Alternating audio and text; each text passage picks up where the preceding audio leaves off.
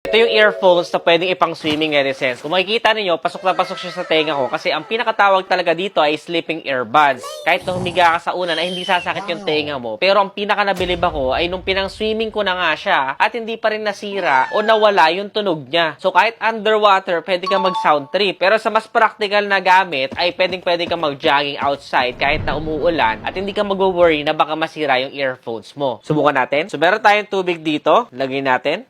Sa tubig na siya. Ayan o. So, after natin ilagay sa tubig, play natin kung tumutunog pa. Tapat ko sa mic ko. Diba?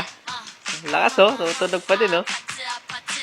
No cut yan. At yun nga, pinang-shower ko na rin siya. At saka, hinaya ko na rin sa swimming pool for a few minutes. Ilang oras din tayo nagbabad dyan. Pero talagang gumagana pa rin to, netizens. Wala na talaga akong masabi. Ang pinaka-problema mo na lang talaga dito ay kung anong kulay yung mapipili mo. Kasi sobrang dami niyang pamimilian ng kulay. At yun na lang yung mahihirapan ka mag-decide. At kung inaakala mo na mamahalin to, kasi yung mga ganito, at least 2,500 dapat so sa mga mall. Pero dito sa TikTok shop ay wala pang 200 pesos ang bili ko.